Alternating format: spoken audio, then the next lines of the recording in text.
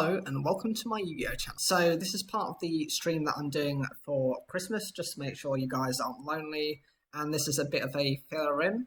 We're going to be covering the level 8 Dark Dragon Synchro monsters. Now you might be asking, why am I doing this in particular?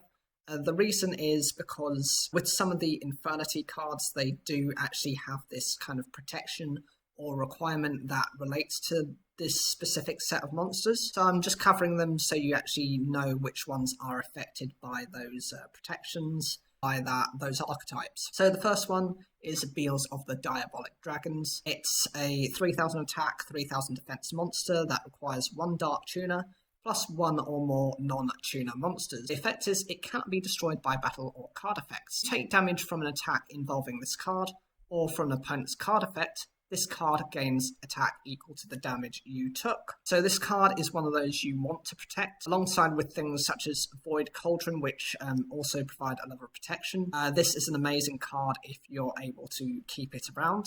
For one thing, every time something actually manages to beat it in battle, it goes to the point of saying, well, I'm now going to match your stat. I'm now going to take your attack and I'm going to become your attack, and then I'm going to run over you without being destroyed myself. Of course, it has become a lot weaker in now than it was when it was first introduced, because the thing is, got non-targeting effects, you've got send effects now, which make it a lot more difficult to kind of keep this alive. It's like Drowning Mirror Force, Storming Mirror Force, you've got various monster effects that now can deal with this card a lot easier, alongside the kaijus who can just tribute over it to remove it.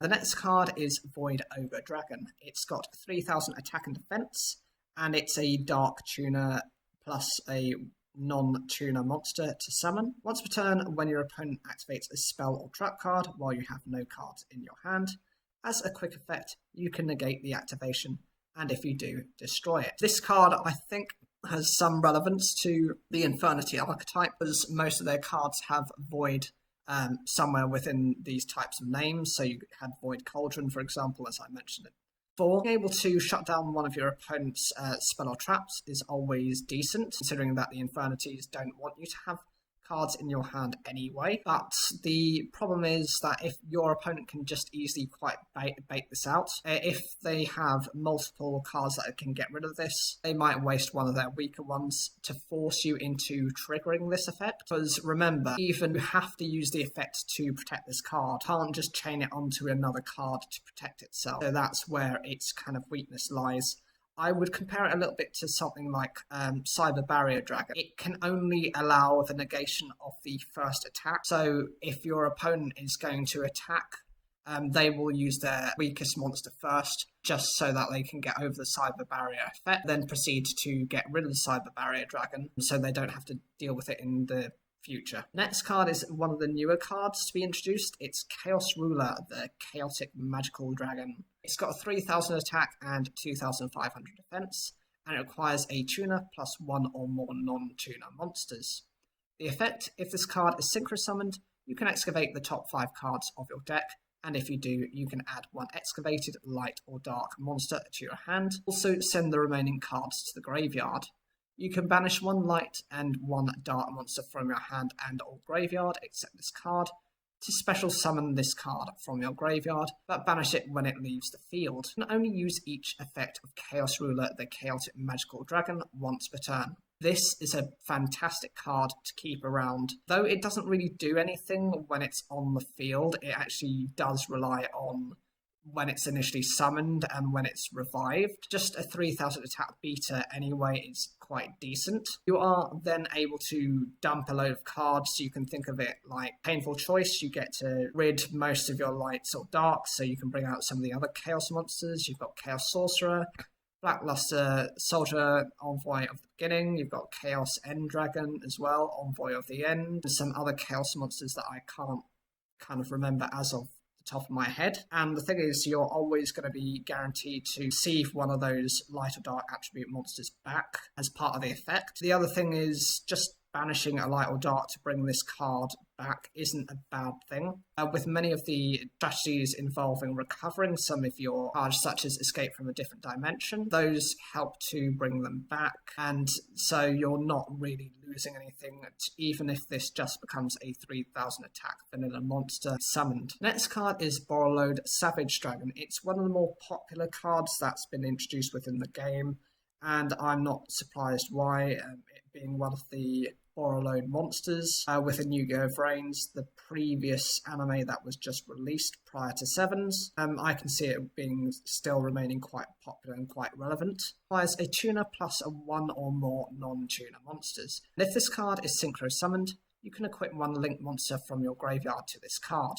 And if you do, you place borrow counters on this card equal to that link monster's rating. This card gains attack equal to half the attack of the monster equipped to it by its effect. When your opponent activates a card or effect as a quick effect, you can remove one borrow counter from this card, negate the activation.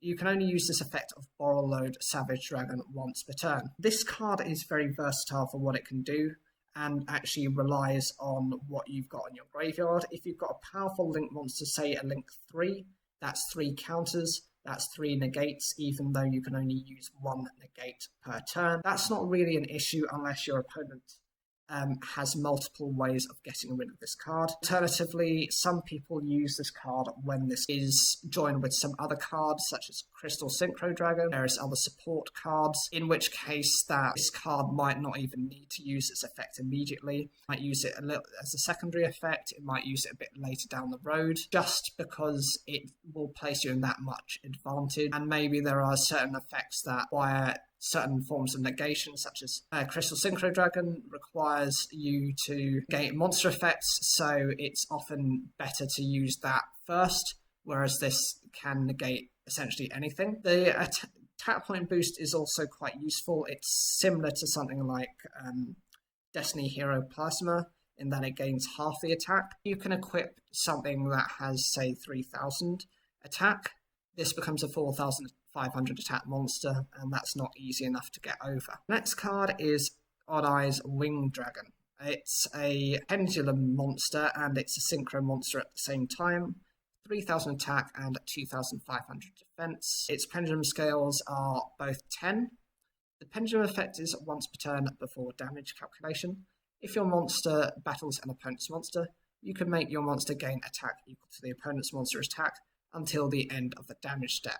Monster effect, it requires a Dark Tuner plus 1 non-tuner Clearwing monster. If this card in the monster zone is destroyed, you can place this card in your Pendulum zone and only use one of the following effects of Odd Eyes Wing Dragon per turn, and only once that turn.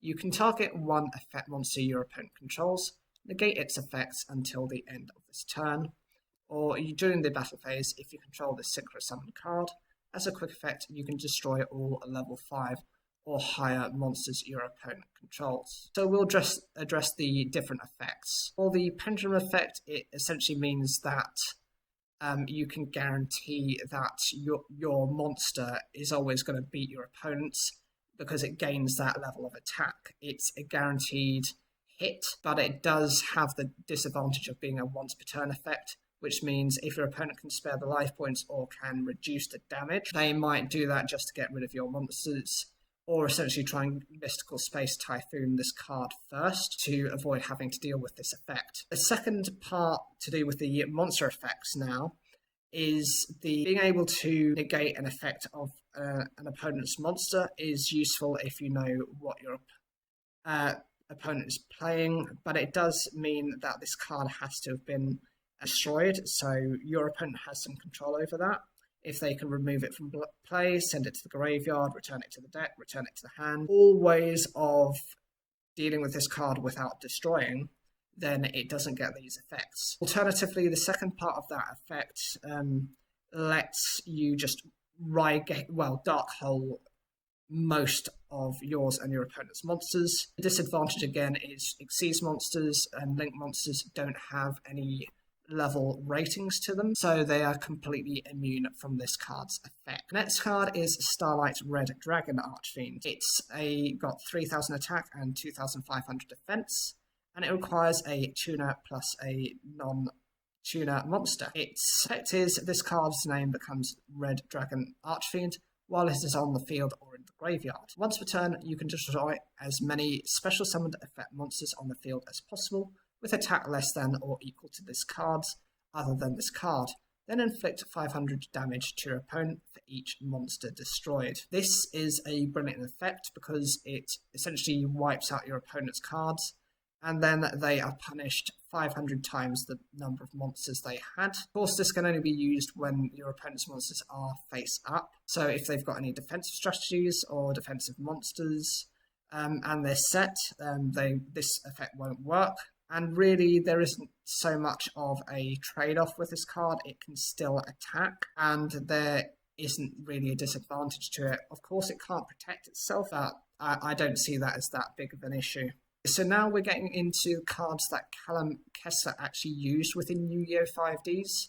He was the one who used the Infernity archetype. First is his Dark Cyano Dragon, 100 Eyes Dragon.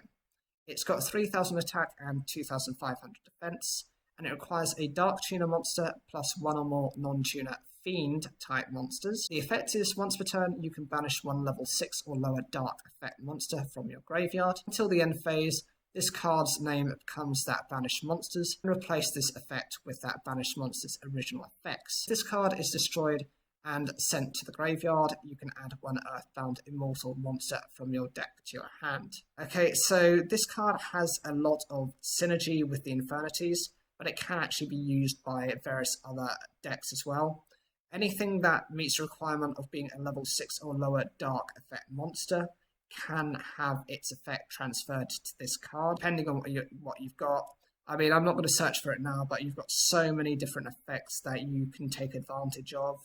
The best being, some destruction effects, you've got some negation effects, banishing effects. For example, Chaos Sorcerer, who benefits from that type of banish effect as well. That's being a level 6. So it's really versatile within any kind of deck that specializes in that. Of course, the other effect, if your opponent is able to get rid of this, lets you go for his Earthbound Immortal, Kokopakapu, or you can go for one of the others depending on what you prefer. But this card is probably one of the more versatile options out there. The next card is Infernity Dream Dragon. This is when he comes back into his own reality, when he has his deck together, and this is his boss monster without being one of the Dark Cyano monsters. This is Infernity Dream Dragon. It's got 3000 attack and 2400 defense. It requires a Dark Tuner monster plus one or more non-tuner monsters. And the effect, once per turn, if you have no cards in your hand, you can select one monster your opponent controls. You can destroy that monster and inflict damage to your opponent equal to half its attack. This card cannot attack during the same turn you activate this effect. There are a few monsters with this type of effect, but often they can only use this as like a once-off effect. This is a once per turn, so it can be a bit of a trade-off because you might be doing less damage than you would with a normal attack. But potentially, if your opponent has back row, you don't want to risk that, and it means that you can just get rid of your opponent's monster without actually having to go into battle. The disadvantage is you do have to have no cards in your hand, similar to Eyes Dragon, for it to gain its effect. And so I think really that's the only problem with the card. The next card is Hot Red Dragon Archfiend. It's got 3000 attack and 2000 defense. And it requires a tuner plus one or more non-tuner monsters. Once per turn, during your main phase 1, you can destroy all other face-up attack position monsters on the field. Monsters other than this card cannot attack the turn you activate this effect. This is also one of those cards which is considered very strong. Being able to just wipe out all of your opponent's monsters, say you want to set a few things as well so you don't get dealt with your own monster's effect, means you've got forms of protection, you're able to just get over your opponent's monsters, and it's a really nice effect. The small trade-off is that you're only able to attack with this monster, but relatively speaking, it's a very small downside. It's nothing I'd be too concerned about. Now we've got the original Red Dragon Archfiend. It's got 3000 attack and 2000 defense as well. And it needs one tuner plus one or more non-tuner monsters, so it's generic. The effect is after damage calculation.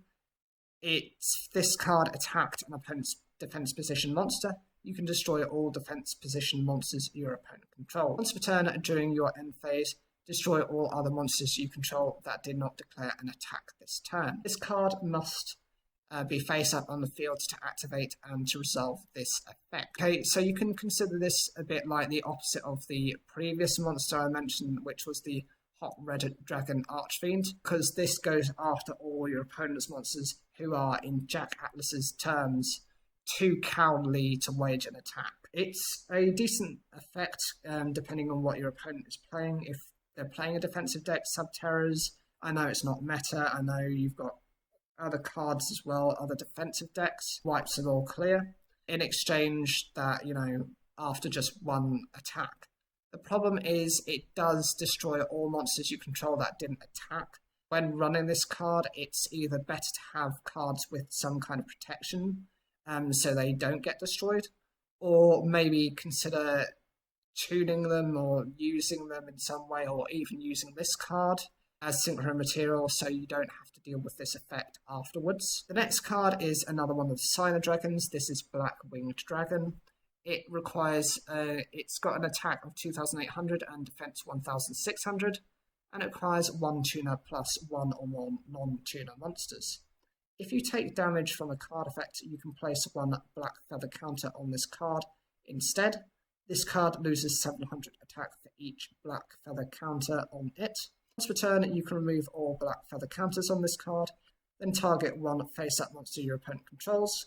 That target loses 700 attack for each Black Feather counter you removed, and if it does, inflict damage to your opponent equal to the attack lost by this effect. This is very situational and does require either you or your opponent to start using burn effects. I would suggest actually burning yourself with that effect because you've got more control over that, and essentially you might be able to generate more of these Black Feather counters. It's like Fatal Abacus are ways of triggering this effect. And of course, being able to limit your opponent's attack, their stats, is always a good thing. Of course, it also does some burn damage as well. So even if you're doing any amounts of burn damage, remember you're getting a counter each time it does this effect. So it doesn't matter if you're taking 100 damage or 1,000 damage.